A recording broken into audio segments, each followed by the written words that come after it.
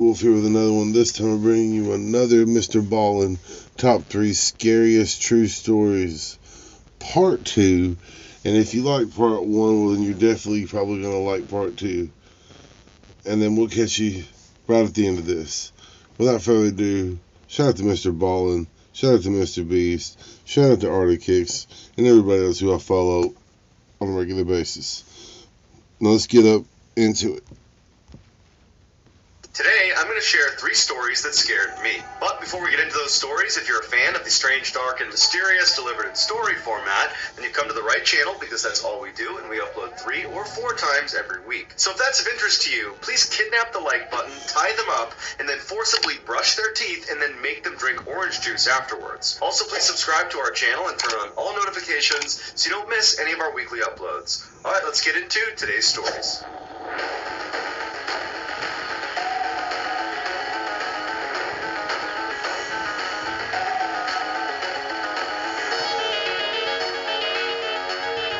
In 2010, Kayla was a senior at the University of California, Santa Barbara, a big party school. And one Friday evening, Kayla and her friends were at a big party, and Kayla was having a great time, but she was starting to feel really tired. And so she asked her friends if maybe they wanted to leave early, but none of them did. And so Kayla left on her own. Luckily, her house was just down the road, and so she was at her front door in a matter of minutes. That night, her 2 roommates, who were also college seniors, had decided to stay in and just have a nice night with a couple of friends having some wine. And so when Kayla walked inside, she happened to turn to the right, and she looked on the closest wall where there was a sofa, and she saw there was a guy laying there with a blanket up to his chin, and his eyes were wide open. She didn't recognize him, but he was staring at her, and she figured, oh, he must be a friend of her roommates. But as she walked across the room, she kind of glanced back at him, and he had pulled the covers down slightly, and he had lifted his head up, and he was staring at her kind of menacingly. And so Kayla got a really bad vibe from this guy, and just kind of hustled into her room, shut the door behind her, and locked it, something she never did. And a few minutes later, she was in her bed, and she was passed out. A couple of hours later, she woke up to what sounded like tapping on wood. And so she sat up in her bed, and she's kind of looking around. She had a couple drinks the night before, and she's half asleep, so she's a bit disoriented. But finally, when she gets her bearings, she realizes this tapping sound is the sound of someone drumming their fingers on the outside of her door. And so she's looking at her door, wondering who would be doing that. And then all of a sudden, the drumming stops, and it's replaced by the sound of this person scratching on the outside of the door. And so now Kayla's thinking, okay, is this guy who was out on that couch, is he playing a joke on me? And so she's sitting there wondering if she should just go over there and open the door and tell him to stop. But before she gets out of her bed, the scratching gets louder and louder and louder until it's so loud that it's kind of menacing. And so Kayla decides she's not going to go out there, and so instead she pulls out her phone and she texts her roommate and says, hey, can you please come out in the living room and take care of your friend who's harassing me? But she doesn't get a response from that roommate, and the scratching is just still loud as ever, so she texts her other roommate the same message, come out and take care of your buddy here. But again, she doesn't get a response. And now the scratching on the door has stopped, and it's been replaced by jiggling of her doorknob. And so now Kayla is just mad, because this is obviously a prank, and it's a dumb prank. And so she yells out, hey, stop! But it doesn't do anything. And so now Kayla's like, okay, I gotta call my roommates, wake them up, they'll come out and they'll handle it. And so she calls one of her roommates, and they do pick up this time. And Kayla angrily tells them, hey, come out into the living room and tell your friend to knock it off. He's totally harassing me. And her roommate was confused. She's trying to make sense of what Kayla's saying, and she says, Kayla, what are you talking about? What friend are you talking about? And Kayla says, the guy sleeping on the couch, the guy in our living room sleeping on the couch. And her roommate said, Kayla, we didn't have anybody over last night. Is somebody out there? You need to call the police. Kayla's adrenaline surged, and she very calmly told her roommate, lock your door immediately.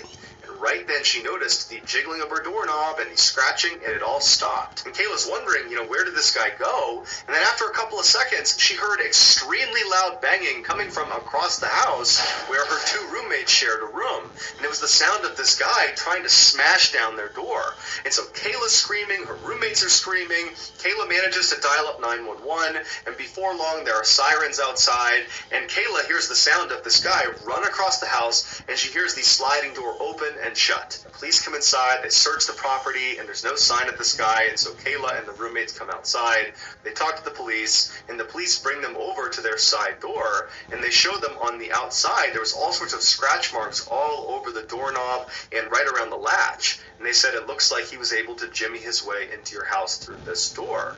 And so then they asked the girls to give their statement about what happened, and they started with Kayla. They went over to her bedroom door so she could demonstrate what happened, and that's when they noticed there were all these scratch marks and gouge marks all over the outside of her bedroom door, and all over the doorknob, and all over the latch. And on the ground was a pair of scissors and a knife. And the police told Kayla that it looks like he used those scissors and that knife to open up the side door, and he was trying to use those tools again to open up her door, but for whatever reason, he just couldn't do it. They told Kayla that most likely when she went in the front door, she caught this guy off guard. Maybe he was trying to rob the place, maybe he had just broken in, but either way, Kayla got in and ruined his plans. And so he leapt onto that sofa, the one against that inner wall, to kind of tuck himself away in hopes that maybe Kayla wouldn't look over and see him. And they told her that most likely when she made eye contact with him, she became a witness and therefore a target of opportunity.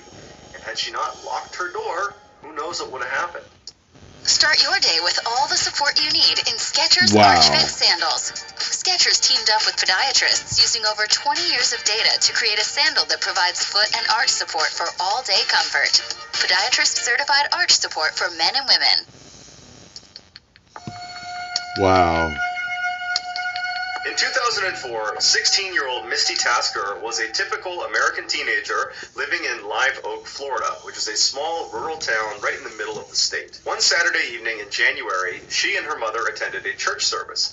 Afterwards, they hopped in her mother's truck and they got on the country highway and began making their way home. Their house was just 20 minutes down this highway. It was a straight shot, and this highway was pretty desolate. There were no street lights. It was actually a dirt road despite being a highway, and it was just thick forest on both sides of the road the entire way. There were no buildings or houses between the church and their neighborhood. Misty's mother was already a very anxious driver who would keep both hands on the wheel. She would sit up and kind of hunch over the wheel and keep her eyes intently focused on the road, but at night her driving anxiety would shoot through the roof because she had really bad eyesight, and so she would go to great lengths to not drive at night to avoid that high level of anxiety. But the church service they had just come from had run a little bit long, and so now Misty's mother is driving with the sun starting to set, and she's going as fast as she can to try to get home before it gets too dark. And so as they're bombing down this road at about 55 miles an hour, despite it being about a 40-mile-per-hour zone, Misty, who's in the passenger seat, just happens to look over at her mother for no particular reason, and as she's looking at her, she notices out her mother's window it looks like there's a little girl sitting on the side of the road. What's a child doing out here in the middle of nowhere? She says to her mom, I think I just saw a little girl. And Misty's mother, who's high up on the wheel, she did not hear Misty the first time. She's just focused on driving and trying to get home. And so Misty says again, I think I just saw a little girl. We need to go back. I don't know what she's doing, but I feel like we need to go back and make sure she's okay. And so Misty's mom looks over at her, and she's not prepared to turn the car around. That means staying out later, and it means she's going to be driving in even darker conditions. And so she's like, did you really see someone? Because we got to get home. And Misty's like, Mom, I'm pretty sure I saw a little girl. We have to go back. And so finally, Misty's mother, she's very annoyed, but she stops the car, she does a three-point turn, and she begins driving back up the road where they came from towards this girl. Now, they had only made it about a half mile from where Misty believed she had seen this girl. And so pretty quickly, they slowed down because Misty said, I think she's in this area, and they both began scanning the right side of the road because that's where she's going to be now that they've turned around. Now, it was starting to get very dark outside, but there was enough light, and they had headlights. They were pretty confident they'd be able to spot this girl. And so as they're slow rolling down the road, they both see this girl a little ways up on the right-hand side. Her back was to the road. She had her knees tucked up to her chest, and she was rocking back and forth. Misty's mother made a comment that it was a little bit surprising that this girl was out here. I mean, there's really nothing around here. There's no houses, there's no buildings, there's no trails to be walking in this forest on either side. It was just kind of thick forest. And so she just thought it was very strange that this girl would even be out here, especially because there's not any traffic on this road. And so Misty's mother began slowly rolling up to her, and she told her daughter that instead of just stopping right away, let's just drive past her and get a look at her, and then we'll turn around and see if she needs any help. And so as they got right up next to her, they realized she was not a little girl. She was a young teenager, but she was not a young child. And as they drove right past her, they would expect her to turn around and acknowledge the car creeping up on her, considering there's no other traffic in the area and you're just some person sitting on the side of the road, you should definitely turn around and see what's behind you. But the girl did not acknowledge them. She just continued to have her knees up to her chest and rocked back and forth. And so Misty and her mother are a little bit freaked out by this, but they drive past her about 50 meters. Misty's mother does a 3-point turn, and when they're looking back down the road, where the girl should now be on their left-hand side, they're oriented back towards their house now, she wasn't there anymore. But there were no streetlights. It was now almost completely pitch dark outside, and so all they had was the headlights. And so Misty told her mom, drive up a little ways. Maybe the girl stood up and moved, and we just can't see her because she's not in the headlights. And so Misty's mom began driving down the road and kind of turning slightly towards the left to shine the light more to the left, but there was no sign of this girl. For good measure, they turned right slightly to shine the lights more to the right-hand side of the road, but there was no sign of this girl. And so Misty and her mother just slow rolled back down the road, kind of keeping their eye out on both sides. But after traveling for several minutes, going about 5-10 miles an hour, and seeing no sign of this girl, they decided that, well, she must have just gone back into the woods and gone back to wherever it was she came from. And so Misty's mom began picking up speed, and before long they had gone maybe 2 or 3 miles away from where they had seen this girl, and they were coming up to this 4-way intersection with stop signs all around. And as they were getting close, Misty's mother gasped, because on the other side of the intersection, on the right-hand side, was this girl sitting on the side of the road. She's got her back to the road, her knees are up, and she's rocking back and forth. And so Misty's mother pulls up the stop sign and then just sits there, and both women are just stunned looking at. They had just seen her 2-3 miles back down the road. It wasn't possible for her to get all the way up here. And so Misty's mother looks at her daughter and says, do you think it's a different girl? And Misty's like, no, that's the same girl. And so they just sat there for a minute until Misty started to panic. And she said to her mom, Mom, don't stop. I got a bad feeling about this girl. I don't know what's going on, but you can't stop next to this girl. But Misty's mom, she was definitely weirded out by this situation, no doubt. But she didn't feel good about abandoning this girl in the middle of the night on the side of the highway. And so even though she felt a little bit hesitant herself, she told Misty, we have to at least drive past her and ask if she's okay. That's the least we can do. And Misty was not having it. She said, Mom, do not stop. I got a bad feeling about this. Don't stop near this girl. But Misty's mom let up off the brake and began slow rolling past this intersection. And now at this point, Misty is just absolutely terrified. And so she takes her seatbelt off and she goes down into the footwell right in front of her seat. And she closes her eyes and covers her ears, and she just continues to beg her mother to just please keep going, don't stop. But her mother just continues on until she stops right next to this girl who's still just sitting on the side of the road with her back to the road. She's got her knees up, she's rocking back and forth. She's not acknowledging Misty or her mother. And so Misty's mother turns to her daughter and says, please roll down your window.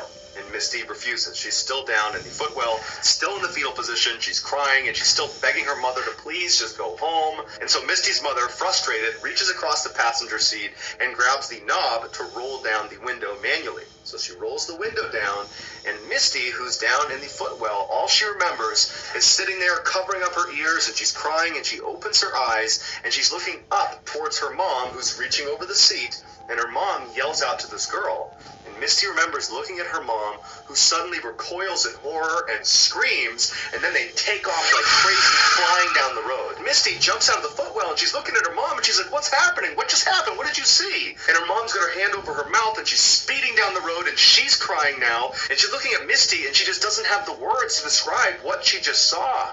And so Misty's asking her mom, what did you see? What happened? And finally, her mother just said, she didn't have a face. She didn't have a face. It was hollow. There was nothing on her face when she looked at me. And so Misty screams, and she's crying, and her mom is crying, and they speed home. They're home just a couple of minutes later, and they run inside, practically falling over each other to get in the house. And as soon as they get inside, Misty's mom calls 911, and she didn't even know how to describe what she just saw.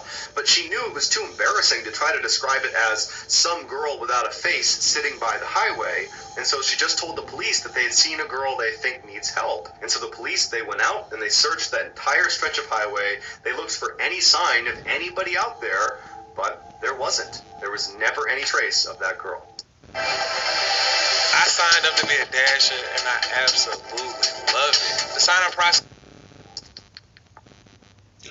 By the way, y'all, I think that story happened in either Texas or Arkansas.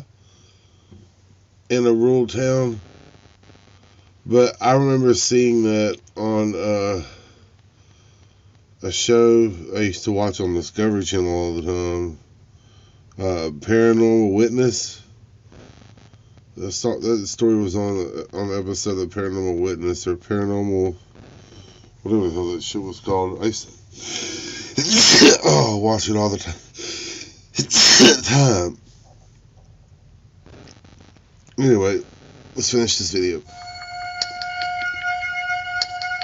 In 2016, a 25-year-old Wall Street banker named Matt was camping near Mount Rainier in Washington State. His job was so hectic that in the rare times he got a chance to, he would disappear into the wilderness for a few days to clear his head. Despite living in one of the biggest cities in the world, Matt was actually a very competent outdoorsman, and so for this trip, he decided he would stay way off any trail, deep in the backcountry in random locations. On the first night, he found a nice clearing in the trees, and so he set up his campsite there. He ate some food over his fire, he pitched his tent, climbed inside, and within a few minutes, he was fast asleep. Several hours later, Matt woke up to some strange sounds coming from outside of his tent. It sounded like a couple of animals, or maybe one animal, moving around right outside. And so after a while of just hearing this constant sound, he rolled over and he barely unzipped his tent flap just to look out and see if he could see whatever animal it was. And what he saw shocked him. There was a man sitting in front of his fire pit. There was no fire in his fire pit. And the guy was just sitting there with his hands on his knees, looking straight down, and periodically he would just kick his feet in the ashes of the fire pit. And Matt didn't even know what to do, so he's just looking at him through this little tiny gap in his tent. And this man all of a sudden looks up directly at Matt and makes eye contact with him. And the guy's eyes go wide, and he stands up, turns around, and runs away from Matt's campsite. Matt has no idea how to react to this, and so he just quickly unzips his tent, jumps outside, and shines his light into the forest, looking for this guy. He's thinking to himself, who is this guy? I am in the middle of nowhere in the backcountry of Washington State. How long was he sitting outside there for? What does he want? And so as Matt is trying to make sense of this totally weird thing, he's thinking, okay, I'm going to look out and I'm going to see his flashlight somewhere, or I'm going to see his campsite. You know, maybe he's set up nearby, and he's looking around into the total darkness. He's looking through all the trees. Any light source anywhere out there he would see. And there's not one. There's no fire. There's no flashlight. There is nothing. And so eventually, Matt goes back inside of his tent, he zips it up, and he's just left kind of dumbfounded. He can't understand how some person was just sitting outside of his tent for no apparent reason and then vanished into the forest without even turning on a flashlight. And so after a very restless night, finally the sun came up again, and Matt was very relieved. He stepped outside, and after a little bit of time now from this strange incident, Matt started to tell himself that all that was is some guy happened to set up his campsite nearby. It is possible, albeit rare, because we're in the backcountry, and maybe he was just intoxicated and he wandered over here, and, you know, stranger things have happened, so that's probably all it was. And so Matt felt like there was nothing to worry about. He packed up his campsite, and he began hiking into the forest. Matt didn't have a planned route. Instead, he had a map and a compass, and he began just kind of wandering in the forest, kind of exploring wherever he wanted to go. And over the next 2 days, he covered at least 10, maybe 15 miles in kind of random zigzag directions. He found a nice clearing, and he set up another campsite. That night, he set up a fire, and he was eating some food near his fire, and then as he's sitting there, he hears rustling coming from behind him. And he's pretty sure it's an animal, so he turns around, and he doesn't see anything, and he goes back to eating his food, and then a little while later, he hears some more rustling behind him, and this time he can't really just write it off. Clearly, there is something behind him that's moving around. And so he stood up, turned around, and remained motionless, and just listened, expecting to see maybe a deer come out of the woods. But instead, he hears a man's voice come out of the darkness that says, "Do you know how to get to Bell's Canyon?" And Matt's heart starts racing. He knows that even though he can't see him, it has to be the same guy he saw 2 days ago. Because they are in the middle of nowhere. He hasn't seen any other hikers or campers or anyone, and clearly this guy has the ability to sneak up on him. And so he's thinking, what does this guy want? I just spent the past 2 days hiking in random directions for 15 miles, and he must have followed me. And so Matt, not knowing what else to do, just says, "I don't know where Bell's Canyon is." And then there's silence. And Matt, one part of him is thinking, I hope this guy does not come into the light. I hope he just goes away. The other part of him is thinking, well, maybe this is a different person that is lost, and they're looking for this place called Bell's Canyon, and they'll come into the light, it'll be a big relief, I'll send them on their merry way, and everything will be fine. But as Matt is having this wishful thinking, the voice from the shadows does not come any closer, but instead asks the same question, a bit more forcefully this time. Do you know how to get to Bell's Canyon? This time, Matt did not respond. Now he was scared. This is not some friendly hiker looking for directions. There's something wrong. And so Matt, knowing he's all alone out here, he knew he had to do something to try to take control of this situation. And so he took a deep breath, he reached down and grabbed his flashlight, and in one swift motion, he lifted his light up and shined it in the direction of this guy's voice. And what he saw was this guy from 2 days ago looking out from behind a tree right in Matt's direction. He was hiding from him. And when the light hit him, the man barked at Matt to aim it away. And Matt kind of instinctively lowered his light, but now he was too scared to raise it again, and now he knows it's the same guy. This guy has been following me for 2 days. And so for several minutes, Matt just stood there absolutely terrified, and this guy, he just stayed out there. Matt didn't hear him move. It was just a complete standstill. And then the silence was broken yet again by this voice, except somehow he had moved even closer to Matt. And when he came through asking the same question, Do you know how to get to Bell's Canyon? His voice was so close to Matt that Matt got scared and raised his light up, and the man was standing just a few feet away from him. And this time, the man's eyes got wide. They did the first time they saw Matt, and he turned around and he ran into the forest again. Matt, not knowing any better, just began running after him, but he only ran for about 30 seconds before he realized the terrain out here is so rough. He's going to fall, get hurt, he's going to get lost, and this guy's already long gone. He somehow managed to run immediately so far away, and so Matt just goes back to his campsite, and he's thinking to himself, what do I do?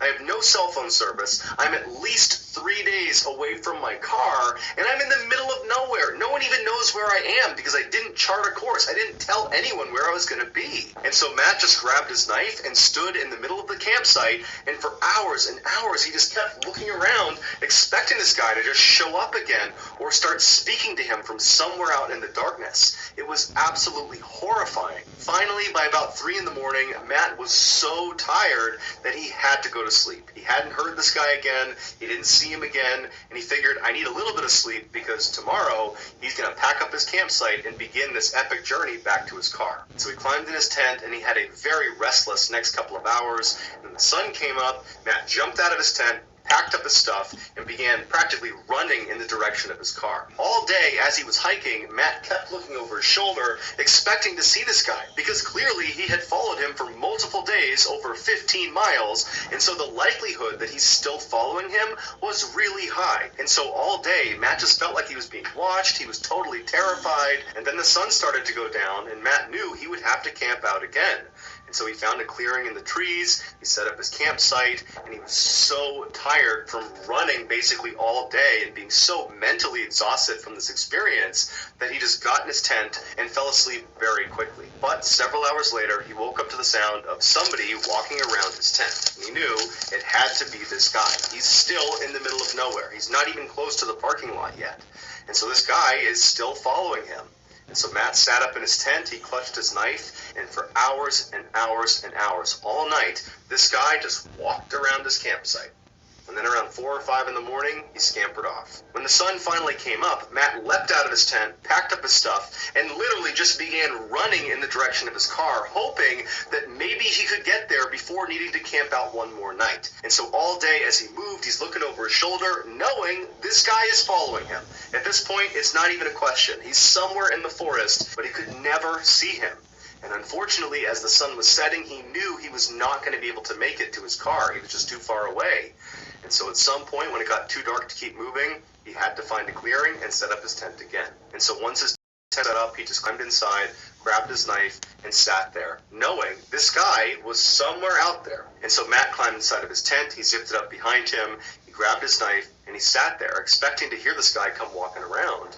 But after several hours, he didn't hear him. Matt started to wonder, maybe this guy has left me alone, finally. Maybe he's not following me anymore. And so Matt, who was totally exhausted, laid down to go to sleep.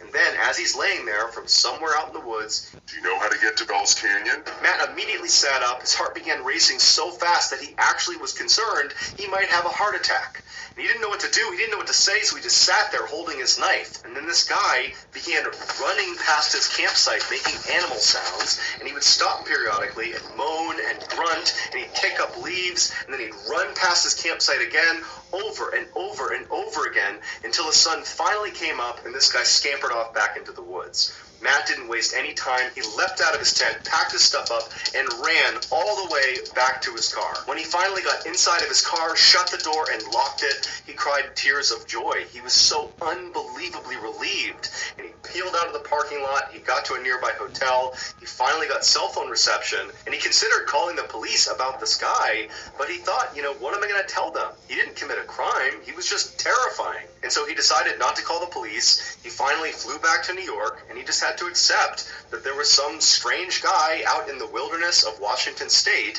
who was able to hunt him over 3 days and 30 miles in rugged terrain without the use of a flashlight, without any gear, and all he ever said to Matt was, Do you know how to get to Bell's Canyon? So that's going to do it, guys. If you found the secret in today's episode, let us know in the comments what it is and where you found it, so give us the timestamp. And if you're the first to do that, we will pin you at the top of the comments section.